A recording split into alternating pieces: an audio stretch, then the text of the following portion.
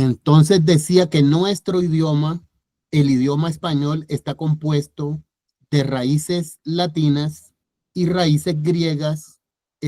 Cuando el imperio romano estaba ya entrando en decadencia, recibió el ataque de los grupos bárbaros y estos grupos bárbaros traían consigo una lengua que conquistaron cierta parte del imperio romano que ya tenía raíces griegas y raíces latinas.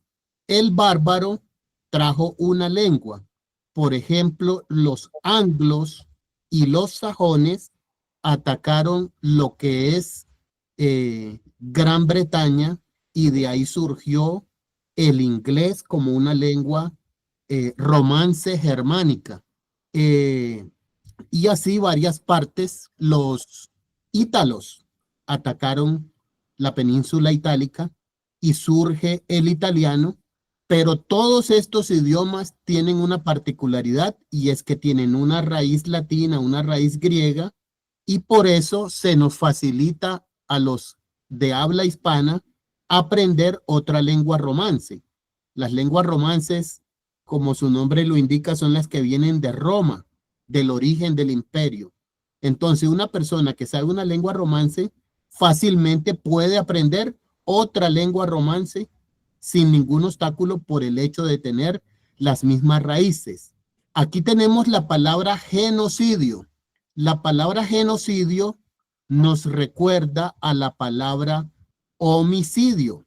Homi es hombre y sidio asesinato, asesinato del hombre. Esto por las raíces del idioma, las raíces latinas y las raíces griegas. Entonces, de acuerdo a ese orden de idea, etimológicamente hablando, genocidio, genos es gente y sidio es el asesinato de un grupo de personas desde su significado etimológico, desde una descripción jurídica de la Convención para la Prevención y Sanción del Delito del Genocidio. Se entiende por genocidio cualquier acto mecanizado, es decir, sistémico, organizado, perpetrados con interés con la intención. Y esta palabra intención es muy importante porque cuando existe la intención, a partir de la intención empieza a tipificarse el delito de genocidio. Cuando existe la intención de destruir total o parcialmente a un grupo nacional, étnico, racial o religioso. Cuando existe la intención de destruirlo, ya ahí empieza a tipificarse el delito de genocidio, que se entiende por matanza de los integrantes del grupo, lesión grave a la integridad física y mental de los integrantes del grupo. Y cuando voy leyendo aquí, ustedes van recordando, porque todo lo que estamos leyendo fue mencionado en el video. Sometimiento intencional del grupo a condiciones de existencia que hayan de acarrear su destrucción física total o parcial. Medidas destinadas a impedir los nacimientos en el seno del grupo. Traslado por la fuerza de niños del grupo a otro grupo o a otro sitio. En hebreo se usa la palabra Shoah. Nosotros en la ONG no usábamos la palabra Shoah, usábamos la palabra holocausto porque en Latinoamérica la palabra Shoah no la entiende nadie, nadie la conoce, nadie la sabe, y los directivos de la ONG acordaron que para enseñar algo desde la perspectiva pedagógica es necesario enseñarlo en el idioma del que está oyendo, porque si la persona es enseñada en un idioma diferente a su lengua materna, va a resultar que no va a entender gran parte de lo que se le está enseñando. Y por eso, por una perspectiva pedagógica, se decidió usar la palabra holocausto en reemplazo de la palabra Shoah. Entonces dice que es la persecución y asesinato sistemático y burocráticamente organizado. Burocráticamente organizado es cuando tiene una organización del Estado, cuando es el Estado con todos sus instrumentos, participa en esa organización. De aproximadamente 6 millones de judíos por el gobierno nazi y sus colaboradores. Los nazis que tomaron el poder en Alemania en el año 33 creían que los alemanes era una raza superior y que los judíos considerados inferiores no merecían vivir. Entonces, el lugar de los hechos inicia en Alemania, abarcando otros países de Europa y el mundo durante la Segunda Guerra Mundial entre el año 39 y el año 45. Las víctimas, como escuchamos, 6 millones de judíos, pero no solamente los judíos fueron víctimas, también fueron víctimas otros grupos como los gitanos, la comunidad religiosa de los testigos de Jehová, opositores políticos, discapacitados, eslavos, no esclavos, sino eslavos, socialistas y comunistas y homosexuales. Todos esos fueron víctimas. Como consecuencia, 20 millones de personas muertas, 6 millones de judíos y entre ellos 1,5 millones de niños. Casi la aniquilación total. Abrimos para comentarios. ¿Algún comentario hasta el momento de lo que hemos visto? Bueno, esta conferencia que yo dicto en forma de taller, aquí no lo desarrollamos en forma de taller porque para hacer un taller debería ser presencial. Entonces lo hacemos en forma de conferencia, pierde el sentido de taller. Como es una conferencia 100% académica, no tiene nada que ver con el mundo religioso. Pero como el Ohel Moshe es un grupo religioso, entonces vamos a hacer un comentario religioso de este 1,5 millones de niños. ¿Habían pensado en eso? 1,5 millones de niños, porque siempre se menciona 6 millones de judíos, pero en pocas ocasiones se comenta acerca de 1,5 millones de niños asesinados y de forma prioritaria. El asesinato de los niños era de forma prioritaria. Entonces vamos a buscar antecedentes en la historia del pueblo de Israel de acontecimientos similares a este. Encontramos un acontecimiento similar y muy importante en los tiempos de la escritura del Éxodo. Exactamente en Éxodo capítulo 1, verso 15, dice: y habló el rey de Egipto a las parteras de las hebreas, una de las cuales se llamaba Cifra y la otra Fua, y les dijo: cuando asistáis a las hebreas en los partos y veáis el sexo, si es hijo, matadlo, y si es hija, entonces viva. Pero las parteras temieron al Señor y no hicieron como les mandó el rey de Egipto, sino que preservaron la vida de los niños. Y el rey de Egipto hizo llamar a las parteras y le dijo: ¿por qué habéis hecho esto? Que habéis preservado la vida de los niños. Y las parteras respondieron: porque las mujeres hebreas no son como las egipcias, pues son robustas y dan a luz antes de que las parteras vengan a ella.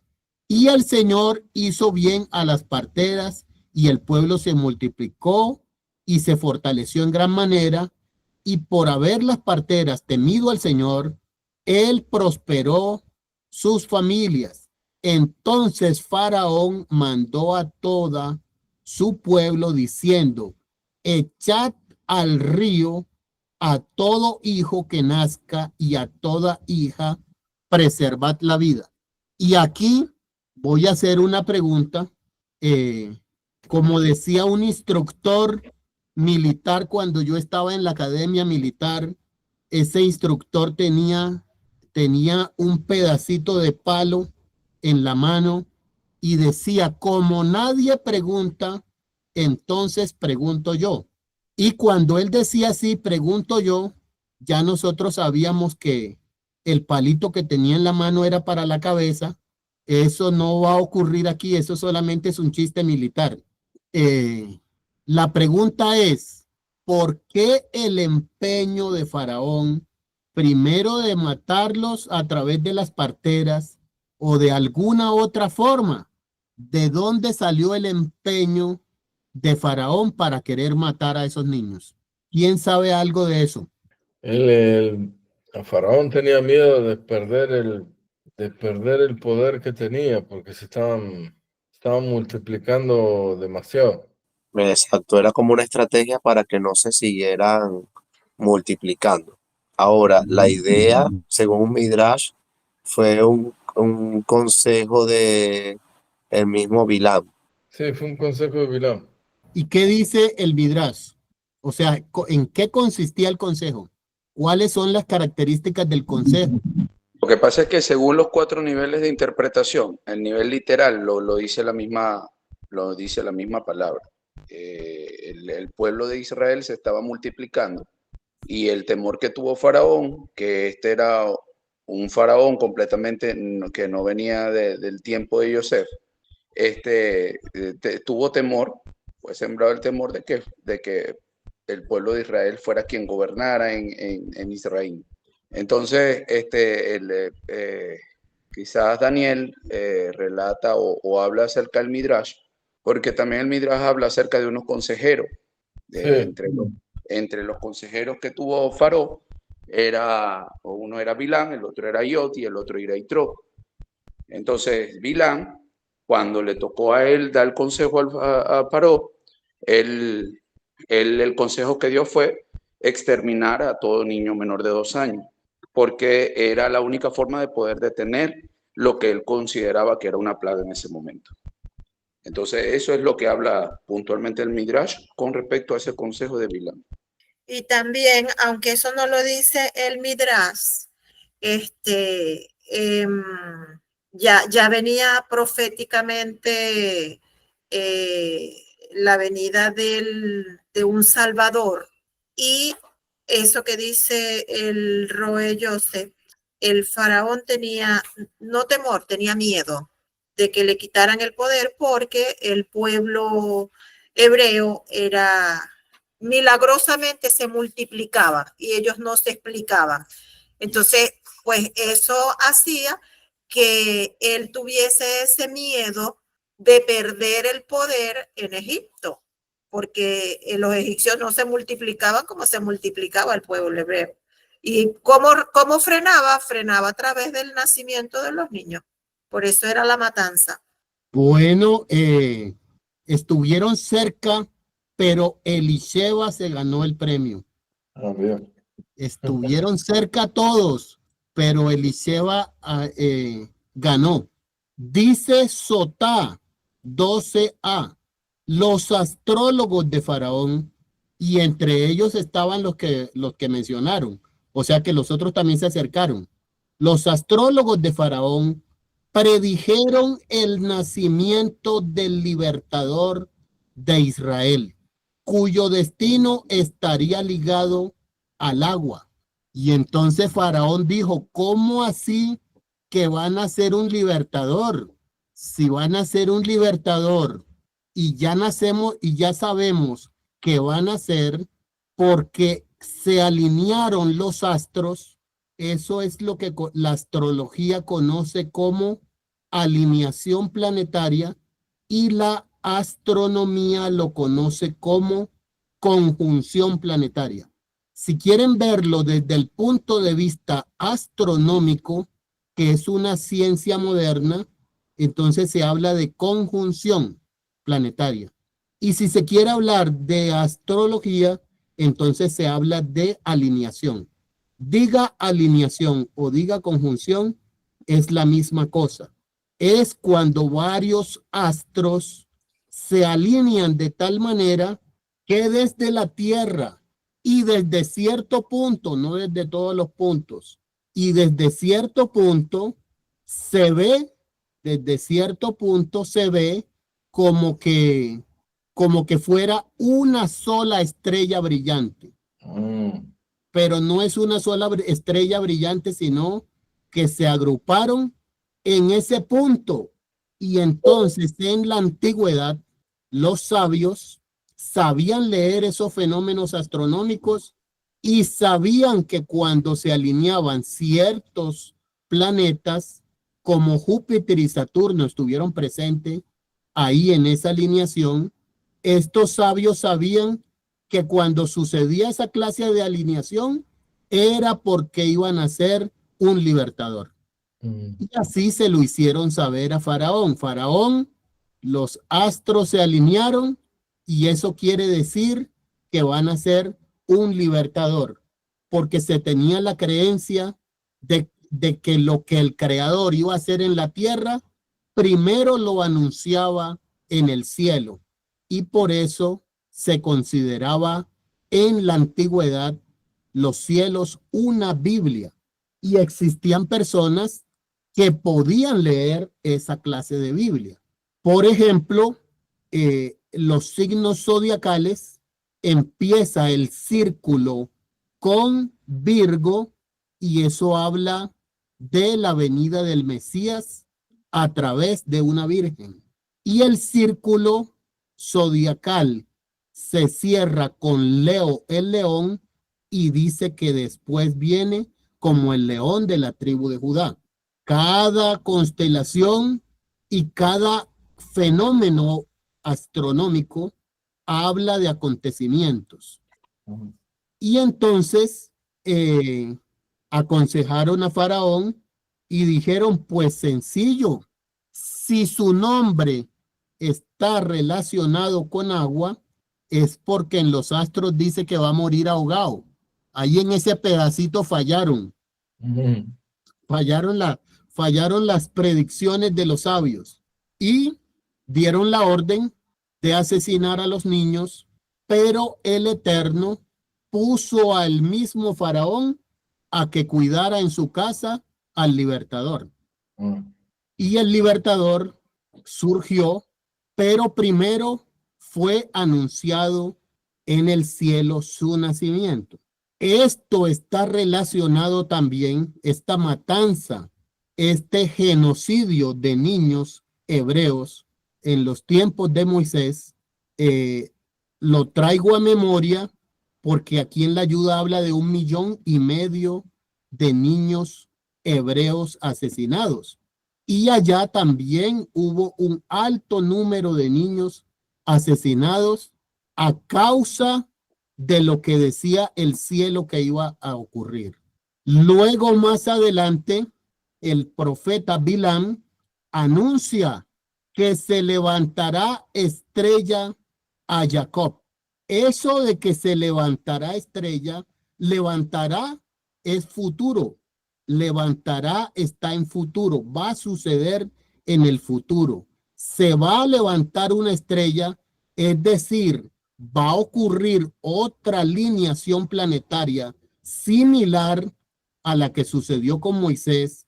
Va a suceder una alineación planetaria similar porque más adelante van a ser otro libertador de las mismas características del libertador Moisés. Entonces, profetizó acerca de la alineación planetaria, que fue la misma alineación planetaria que sucedió cuando nació el profeta Moisés. Ahora, cuando Daniel estaba en cautiverio, él enseñó mucho de sus conocimientos allá en Babilonia a los descendientes hebreos que estaban con él. Aún evitó la muerte de todo mago, de todo brujo, de todo hechicero, evitó la muerte, porque si no decían qué significaba el sueño de Faraón, todos esos brujos, sabios, adivinos, magos y hechiceros iban a morir. Y él les salvó la vida. Y también les enseñó.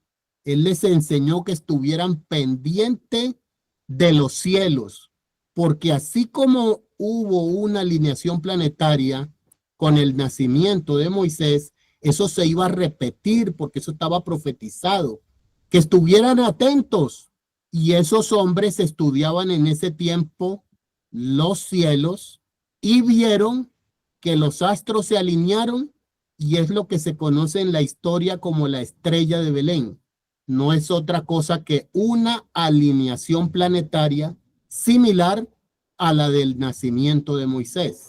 Y estos sabios babilónicos, herederos de las enseñanzas de Daniel, emprendieron un viaje, porque si se levantó la estrella que el profeta Bilam había dicho, es porque ya nació el libertador. Allá en Jerusalén deben estar adorando a ese libertador. Vamos corriendo para allá. Pero desde Babilonia en camello hasta Jerusalén, el viaje les duró 2 años. 2 años estuvo visible la alineación planetaria en el cielo. Y llegaron, pero resulta que cuando llegaron a preguntar por el nacimiento del libertador, nadie sabía nada de eso. Y entonces Herodes indagó: explíquenme, yo quiero adorarlo también. Explíquenme cómo es el asunto, porque yo también quiero adorar a ese libertador. Y ahí está la repetición de Faraón. Escuchó la historia de que nació el libertador y dijo: sencillo, si van a ser un libertador, matamos a los niños menores de ¿cuántos años? ¿Quién recuerda? Alguien que lo busque en Google. La pregunta es, Álvaro, ¿menores de cuántos años? Sí, menores de ¿cuántos años dio la De 2 orden? años, de 2 años. ¿Y por qué menores de 2 años? Pues porque ellos venían viendo la alineación planetaria ya hacía 2 años, desde que emprendieron el viaje hasta que llegaron. Y llegamos aquí y ya esa alineación de que nació hace 2 años, o sea que el niño debe tener 2 años. Y entonces Herodes dijo: bueno, sencillo, matamos a los niños menores de 2 años y ahí cae el libertador. Por eso Juan el Bautista se salvó, porque Juan el Bautista era 6 meses menor que el libertador y no cumplía con el requisito de los 2 años.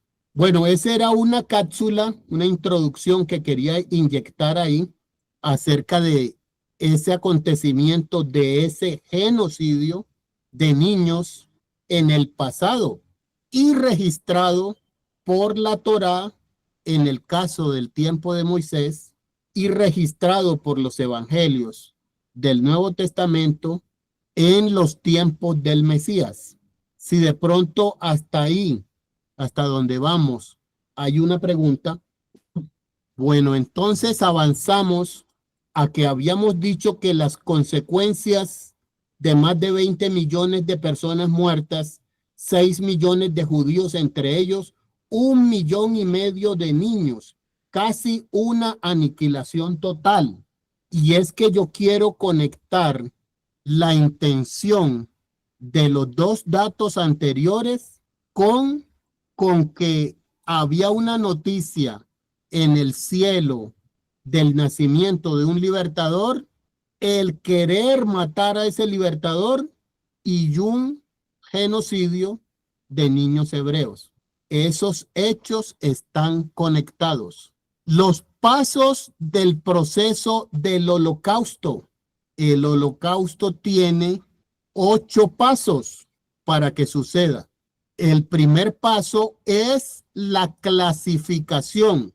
cuando se clasifican las personas, se dividen por grupos. Nosotros somos los mejores y ellos son unos gusanos.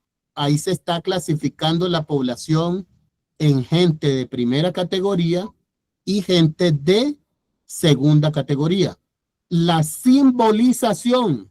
Los grupos se clasifican y se le asignan, como veíamos el video, números y símbolos para identificarlos, y un paso conlleva el otro. La simbolización conduce a la deshumanización, porque es que una persona que lo identifican con un número, la intención es quitarle la cualidad humana, deshumanizarlo al quitarle su nombre y asignarle un número, y además identificarlo como una plaga, como un insecto. Tenemos la organización.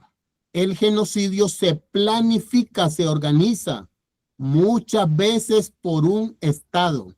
Se crean grupos de odio para llevar a cabo asesinatos selectivos. El paso quinto, la segregación. Se obliga a los grupos de víctimas a vivir separados. Allí es donde se forman los guetos. La concentración. Se mueven las víctimas a campos de concentración y a otras áreas de exterminio. Y ahí sigue el paso número 7, exterminio. Es lo que se conoce como la cumbre, lo más alto, la limpieza y la solución final. La solución final es el exterminio. Y como el número 8 representa la perfección, representa lo eterno, entonces se inicia un proceso de negación. Esa gente está loca. ¿Cómo se les ocurre que mataron 6 millones? No fueron 6 millones. A duras penas fueron 200,000 personas. Y entonces se minimiza el holocausto con tal de negarlo. Y empieza una propaganda de negacionismo. Y así se cierra el círculo perfecto de 8. Quiero decir perfecto para el mal perfecto, de 8 pasos.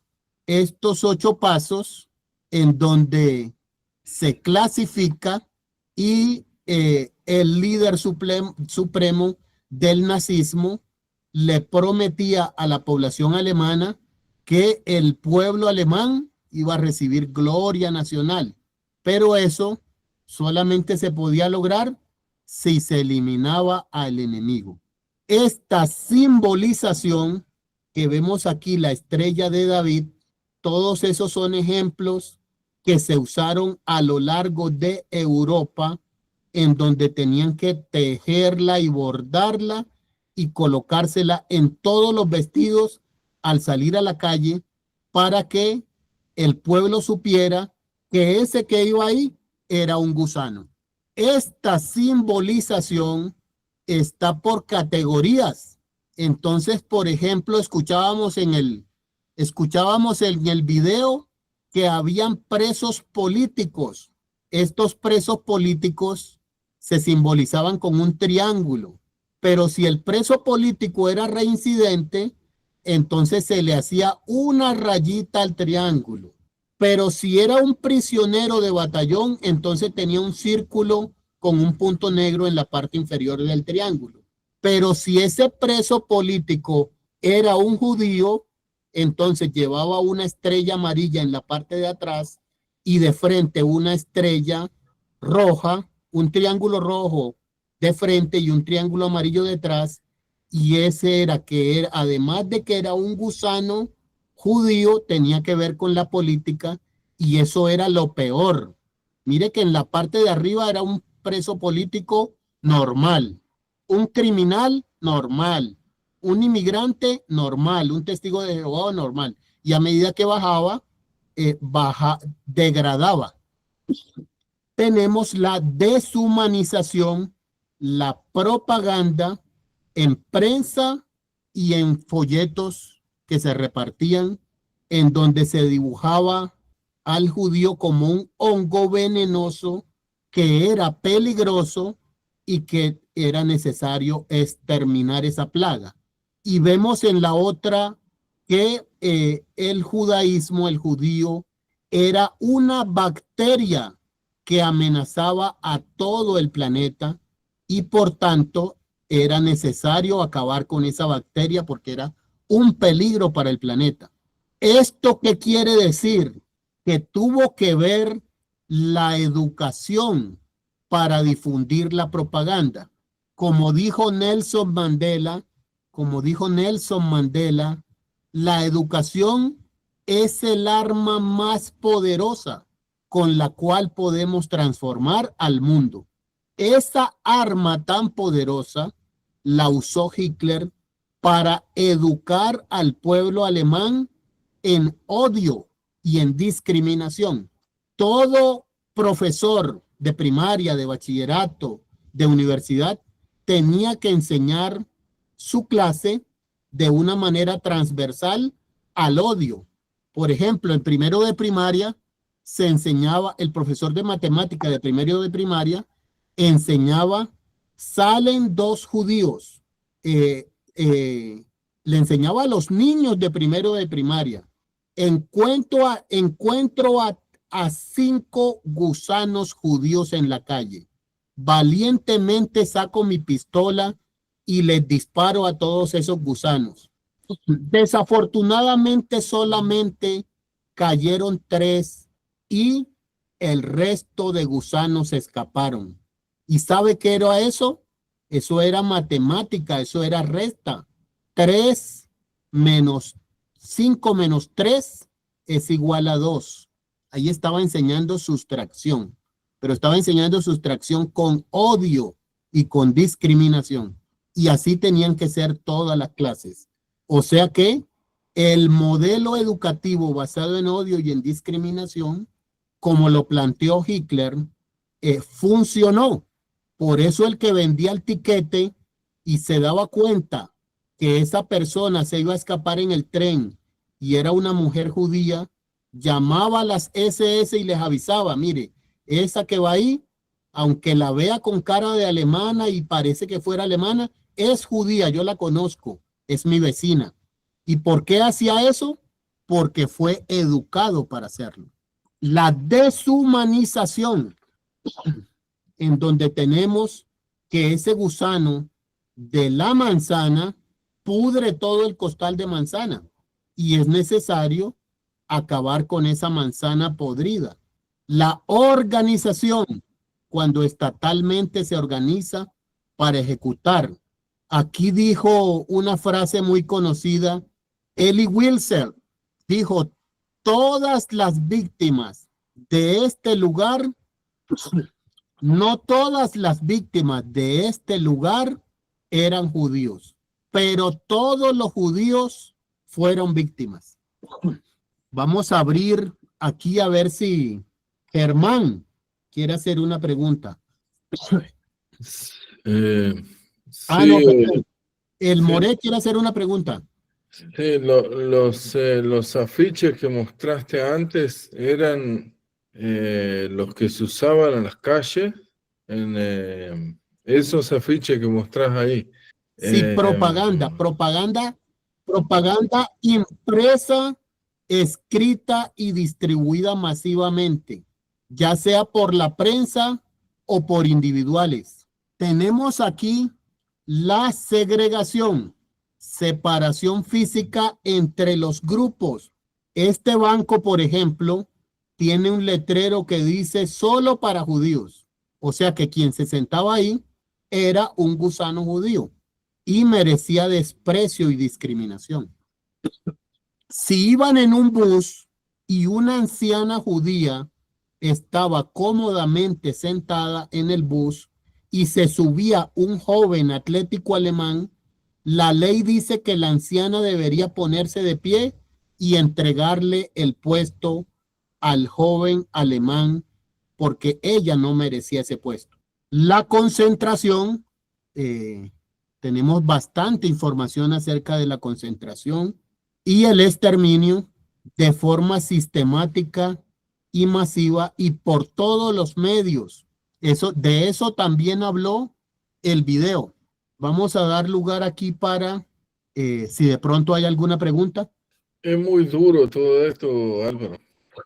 No, disculpame, me río de los nervios nomás, pero no me genera gracia. Sí, pues Pero estamos conmemorando muy duro. una fecha de duelo, una fecha de luto, y por eso, a causa, Esa misma foto que está mostrando ahí, es ni en las peores películas de terror podría existir algo así. sí, por eso hicimos memoria. Estamos haciendo memoria del Holocausto y por eso hicimos memoria de fechas anteriores registradas por la Torá. Y ¿Esos soldados que están ahí son americanos, son soldados nazis? son soldados nazis. Esos que estaban ahí son soldados nazis. Horrible. Aquí tenemos la solución final Mm. de la cuestión judía. Esta solución final no se le hizo mucha propaganda. O sea, el contenido de la solución final, que era la aniquilación masiva y por todos los medios existentes, incluyendo hornos crematorios y todas las posibilidades existentes, no se le hizo mucha propaganda. Por eso se le dio el nombre de solución final, pero sin querer publicitar en qué consistía la solución final. Y luego viene el octavo paso, que es la negación, el negacionismo. Eso es un mito, eso nunca ocurrió. Y si ocurrió, fue culpa de las víctimas. Ellos se lo buscaron. Y el negacionismo tiene que ver con la desaparición de cadáveres, porque después encuentran y cuentan, y para evitar eso existió la desaparición de cadáveres para que el paso octavo, que es la negación, se consolide. Tenemos aquí en Colombia las 5 de la tarde. En Israel, ¿qué hora es? 1:00 a.m.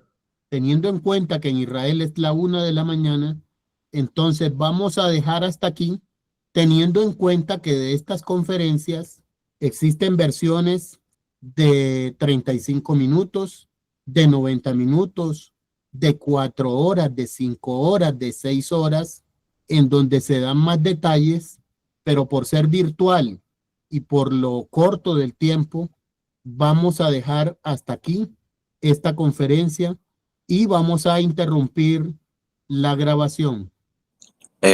Hubo algo que quisiera agregar.